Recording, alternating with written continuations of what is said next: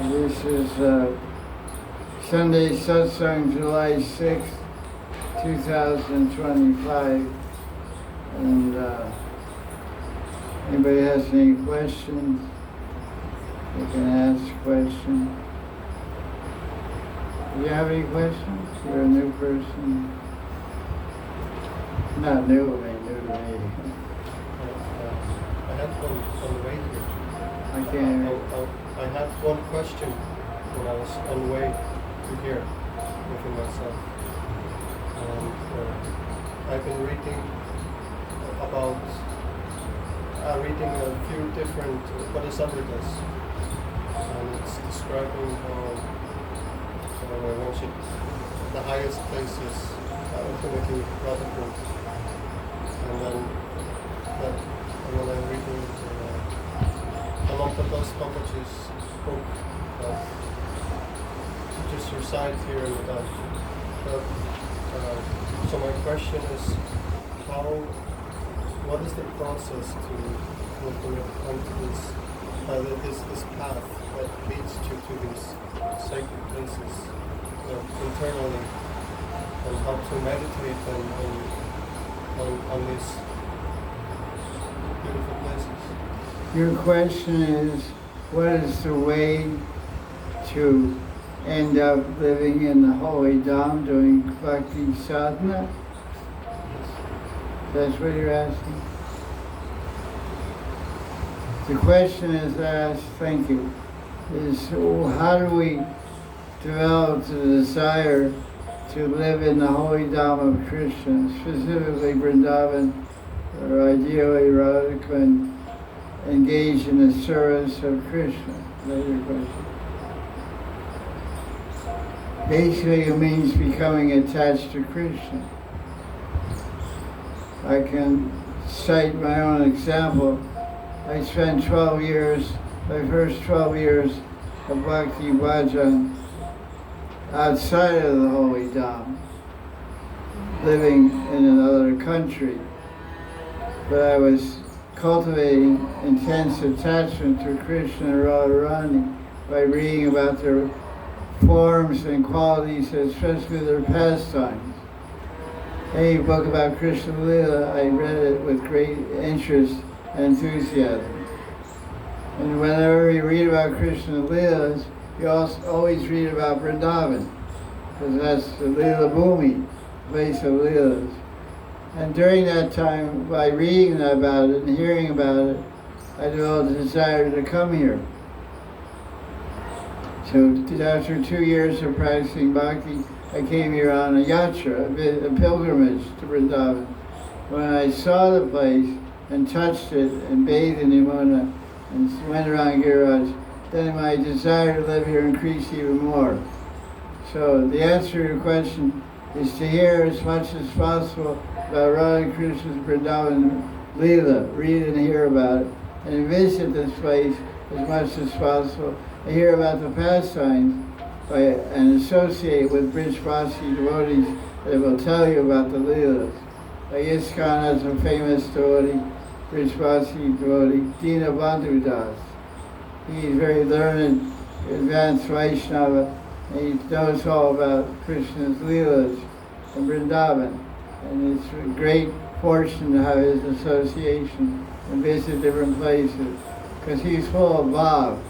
And that's what we want. We want Brasha Bhav. He has it. So by associating with Brijvasis have Brasha Bhav, and by visiting here regularly, Krishna becomes very pleased. When Krishna is really pleased with your attitude and your sentiments and your practice, then he gives you the privilege to live in his holy Dham, because this is his house. You can't live in someone's house unless they like you. No one's going to give you a room in their house unless they like you. A lot. So there's verses from Puranas that say no one can stay 1 minute in the holy Dham of Vrindavan unless he has the favor of Hari. So you're here right now, it means Krishna is favoring you. If he favors you more, you can stay here for longer. I've been living here for 38 years in Vrindavan and Radha Kunda. This is only by the mercy of Guru and Krishna and Vaishnava. So how I got here is by mercy, but these are some of the things I did. I read about the Leelas all the time, heard about them, like with a great passion, a great interest and enthusiasm. I wrote about them also. I wrote many books about Vrindavan. I visited here, and I'm still visiting the same place I visited 50 years ago, 1977. I went to Varsana and underground. I just went to Varsana, when was it? Wednesday. Last Wednesday. We had Varsana Yatra. And we went to last year, and the year before, and the year before. We keep going and going. So this is the way to get attached to Vrindavan. So eventually you want to eat Vrindavan, see Vrindavan, live Vrindavan, smell Vrindavan, touch Vrindavan. So that's a great idea that you have. So that's your one question. What's your other question? Is that okay? That's very, very nice question. Also,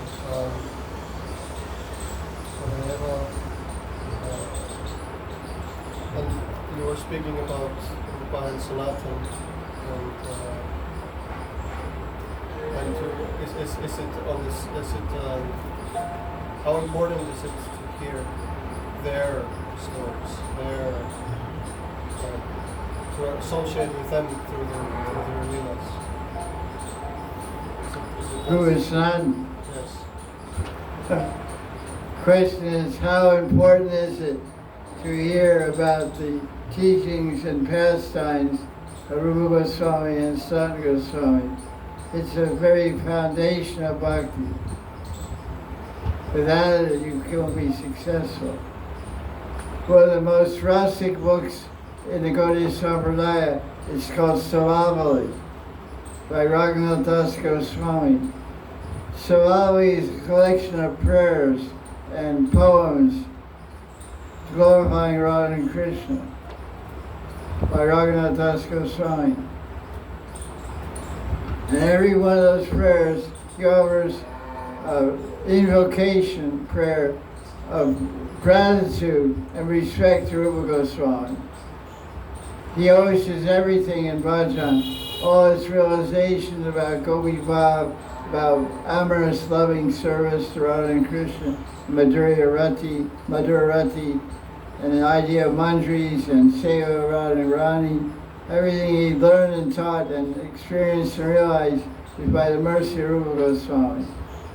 So we can't emphasize enough the glories and necessity of being firmly attached to Rupa Goswami. Like we call ourselves Rupa Raghunatha Nugas. Some people say Rupa Nugas, but our family, we say Rupa Raghunatha Nugas. We're followers of Rupa and Raghunath. Rupa Goswami teaches the abhideya, the process of worshiping Radha and Krishna, and the proof of that worship and the successful worship taught by Rupa Goswami is embodied by Raghunath Das Goswami. He is the fruit of Rupa Goswami's teaching. Sanat Goswami establishes a foundation of bhakti philosophy, siddhanta, and also he wrote many important books. So Priya Bhavatamrita is a very important book, and Krishna Samhita, what is it called? Krishna, not Samhita, I forget. There's another book he wrote, glorifying Bhagavatam. Can't remember the title right now, Sanat Goswami.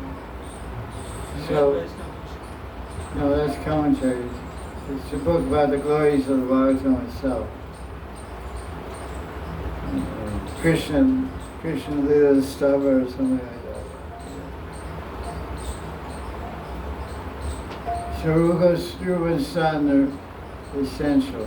You have to say that Jiva Goswami and Vishnu have extensive commentaries on Bhakti Sindhu. and also Ujjvala Nilamani.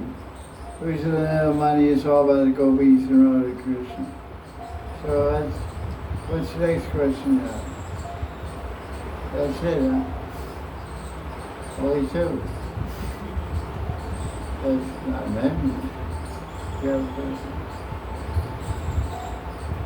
One question from my friend. We see in Kama Gayatri that Krishna, when he is in association with Radharani, he fails. But is this happening only with Radharani, or sometimes it happens also with other gopis? Like when Krishna is in association with the Vishaka or others, he can also fail sometimes. How is that? Or is only because of Mahabharata Radharani that he fails? One of the the question is, I heard it right. The question is, there's a word in the Kama Gayatri called Ananga. Anga means body, Ananga means no body. So it's in Sanskrit, the word Ananga can mean fainting. Because when you faint, your conscious body gets separated from your mind, you become unconscious. So your body is not functional. So Ananga means you can have your body destroyed also. Like Kamadev, Cupid, got destroyed by the third eye fire, whatever, some kind of fire from Shiva. He became famous as Kameshwara Mahadev. He destroyed, the body of Cupid disappeared. So Ananga in Kama Gayatri, it describes that Krishna when he's, the mantra describes, the question is asked, does Krishna only faint when he's with Radharani or any gopi? The answer is any gopi. Because one of Krishna's qualities is praying Vasi Bhut. He's controlled by the love of his devotees. So all the gopis have Mahabhav, but the greatest Mahabhav, of course, is Radharani. She only Radharani displays Divyam Mahabhav. So that's in separation. So the intense love of the gopis, Krishna faints, becomes Ananga. That's a little intimate idea, but that's the answer to that question. Because remember, all the gopis are just expansions of Radharani. They're Kaya Vyuha, direct expansion of Radharani. So when she expands everything. Her body, is she expanding? Her body, what's her body made of? So what do their bodies become? So what is Mahabharata? She keeps a little reserve. Letting you everything. 99.99% expansion. But 1/10 verse, that Divya Mahabharata, that's locked up for you. Only for Krishna.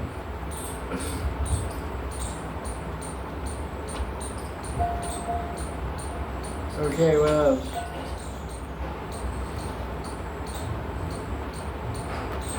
Any other question?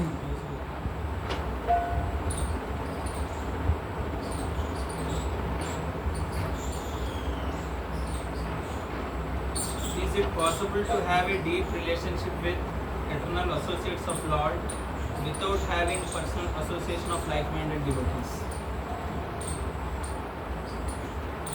Can you read that? Is it possible to have a deep relationship with eternal associates of the Lord without having personal association of like-minded devotees? Is it possible to have a, what kind of Deep relationship? relationship. Deep relationship with an Nityasiddha Parikshads, eternal associates of Krishna, without association of like-minded devotees? Yes, it's possible, but it takes longer. Because we just read in Nectar of Bhakti-Rasa Sindhu what is it, verse 229, chapter 2, verse 229 about crystal effect. So you could on anybody. Also, Bob and Russ is contagious. It's like, is it possible to get this disease by not associating with anybody who has the disease? Yeah, it's possible. But if you associate with someone who has the disease, it's guaranteed. So you want to get the Bob and love and Russ and feelings of the Nityasiddha associates of Krishna, then you should get the association. You should beg, borrow, or steal. It says in Padyavali by Rupa Goswami, Krishna Mati, what's that verse now? If it's available somewhere, you should go there and get it. How does it start? Krishna Matir. Something.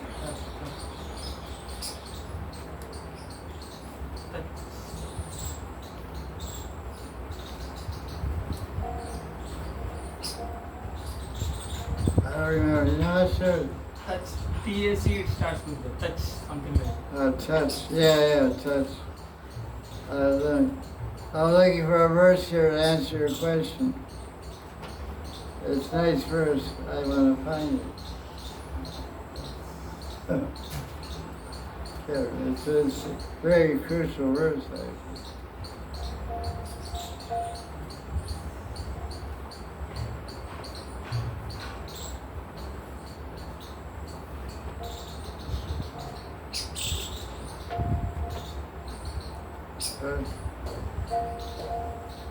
I don't see it. Touch, not Nama Rupa Gunalila, Tadasana Swami, Krishna, I don't know. It's a verse that if Krishna Bhakti Ras is available somewhere, you should go there, run there and try to get some at all costs. So, you should, rather than say, I'll get it on my own, you should say, where can I find this Ras? And go to that person and try to get that disease that person has.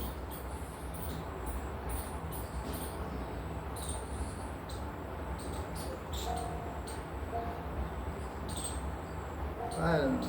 Oh, this is it. I think I got it. Starts with Krishna.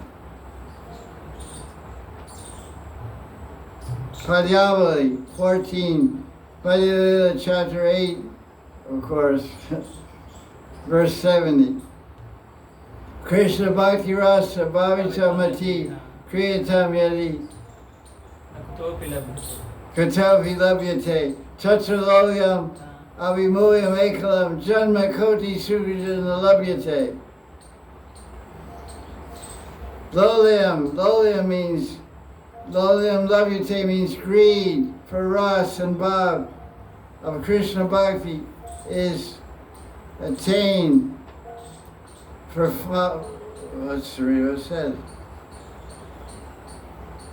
If you can find someone who has consciousness full of Gopi Bhav and love for Krishna, if it's available anywhere, then you should buy it at once without delay. The only price to get that is Lolyam, intense longing to attain Brajabhav. Without that greed, you can't get it for millions of births. Janma Koti, not by Sukriti or pious activity. That's the verse. Krishna Bhakti Ras Bhavita Bhati. It's Padyavali 14. It's a really great verse. It's very often quoted by Ananda Swami. Krishna Bhakti Rasa Bhavita Mati. Kriyatam Yadi Kuto Labhyate. Should find that association. Okay, what else? Another question from that? No other question? You have a question? On top of that, longing, how to have this mindset of greed, how to be greedy, so how to have this greed, thing of greed. Question is, how do we get greed to love Radha and Krishna? Well, Rupa Goswami describes in chapter 2, verse 309, it's only by mercy of Krishna or devotees to have greed. So, like how to get money, associate with Bill Gates. He's got it. So you have to find somebody who has greed for Radha and Krishna. So by reading the books of greedy devotees, hearing the Hari Katha of greedy devotees, you get some of that greed. Drops of it come in the Katha and in their writings and books.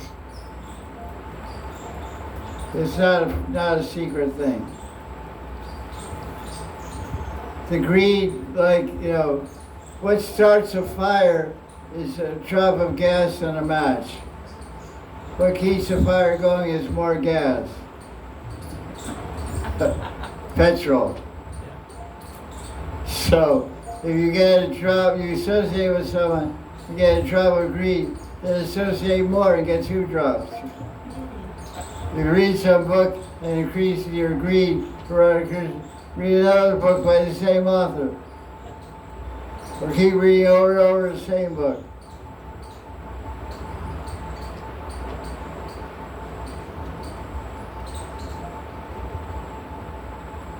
Any question?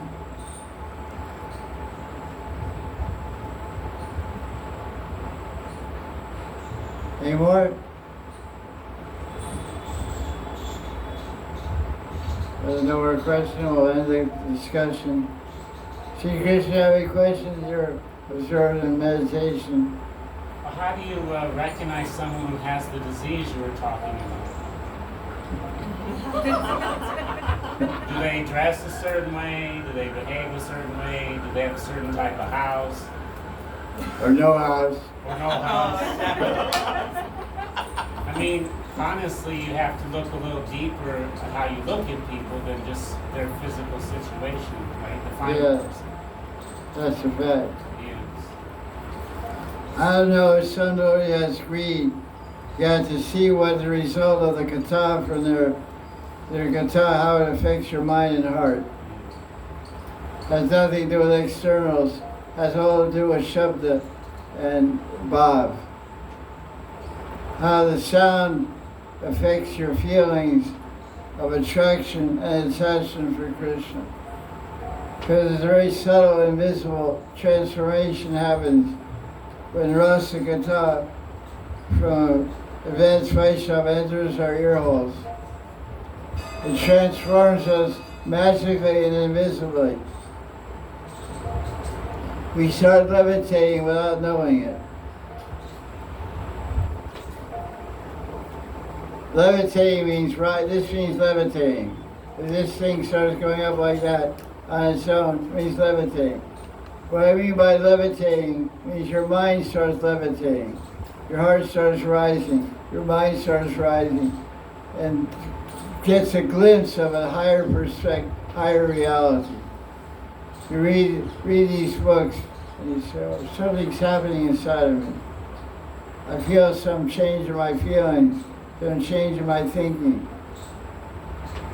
That means there's some levitation going on in your mind and heart by reading that book or by hearing that Hari Katha. So you should get more of that Katha and read more of those books. I had that same experience in terms of Radha and Krishna's intimate seva in Vrindavan. When I started reading Anandas Babaji's books, I felt my heart was being levitating. My mind was levitating. I couldn't read enough. I read over and over again. Same book. I read the same book since 1989. I got my first book. So that's a long time. 36 years. There's some, like a touchstone. It's called sparsha money. It looks like a stone. When you touch the iron turns into gold. It looks like a rock. If such a thing exists. So it has invisible, inconceivable power in the Hari Katha, in the books. You'll know it when you contact it.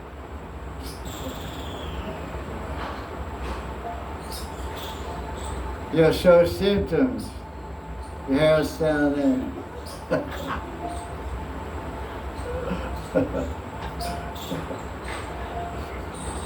Okay, any more questions? Yeah, go ahead.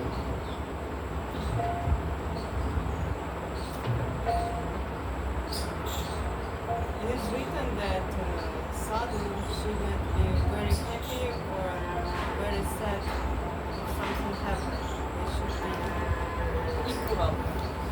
It's applied for material events or everything because I don't know, it seems like a little bit impersonal if we don't react on some events.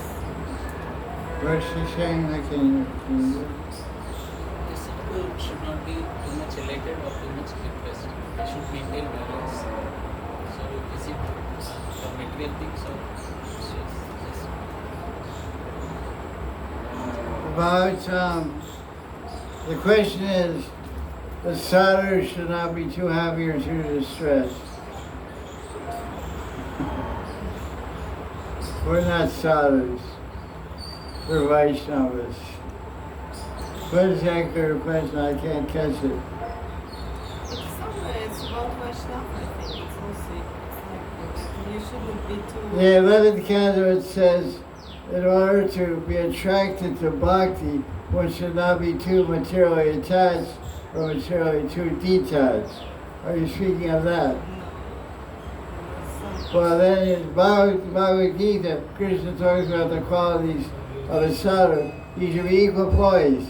He should not be elated when he gets some reward. He should not be depressed when he has some hardship. That's true.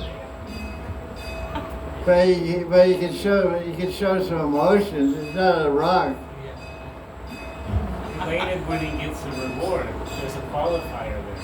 Not just not elated at I all. remember not about reward, but about any events which happens.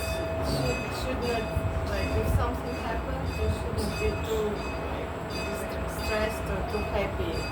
I don't remember very well. Yeah, there's 26 qualities of devotee. One is equal poise. You should not be overly affected by dualities. That's basically it. You should maintain steady consciousness. Oh, my father died. So you may be upset, but you don't stop. Main thing is this. Whatever happens, don't stop your bhakti. That's the bottom line. That's the true measure of equal poised mind. You have seva to do, you do your seva no matter what happens. You don't say, oh, I can't do anything, I'm all broke up, my mother died, my father died, I have to cry all day and night for 5 weeks.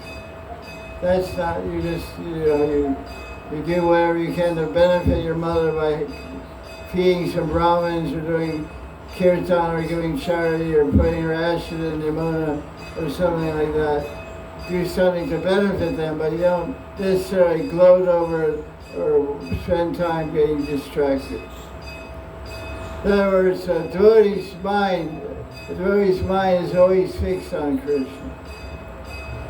Like a flame, a candle flame in a windless room.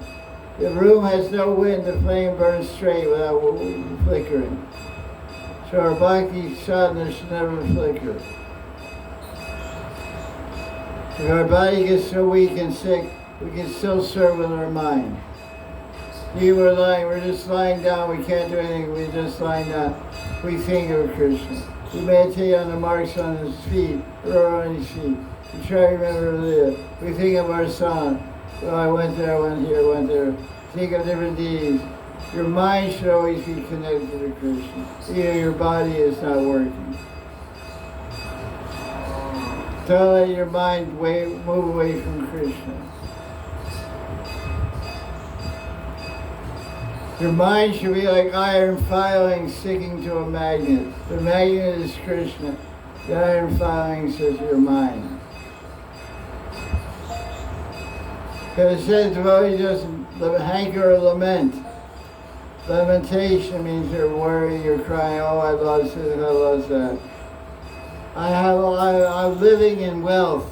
I'm surrounded by wealth of seva and bhakti, and devotion. I'm never going to lose that. It's only going to increase more and more. My wealth is increasing by the minute.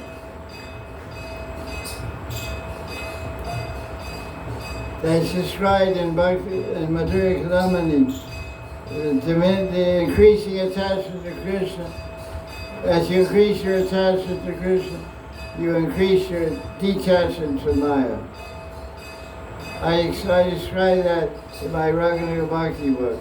80% Krishna consciousness, 20% Maya. And so, as we become more Krishna conscious, we're less affected by duality. So, we're not very advanced in Krishna Bhakti. We get affected. What can we do? We lament, we cry. We're not all at the top level of bhakti. It's a gradual process. So keep going.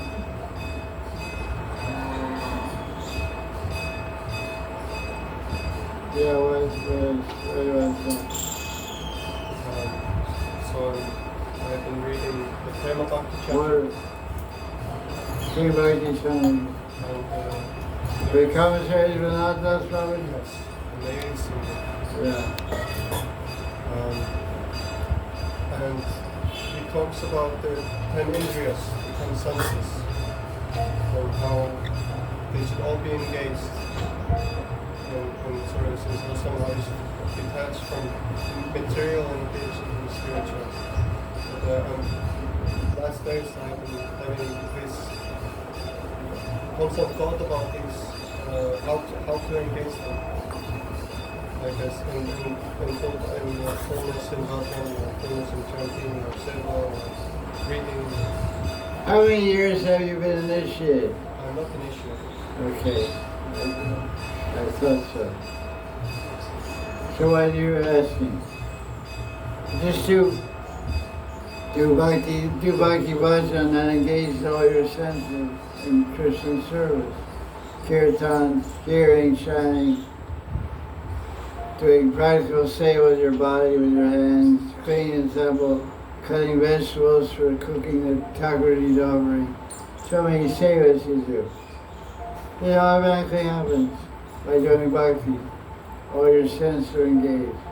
The main thing is to engage your mind.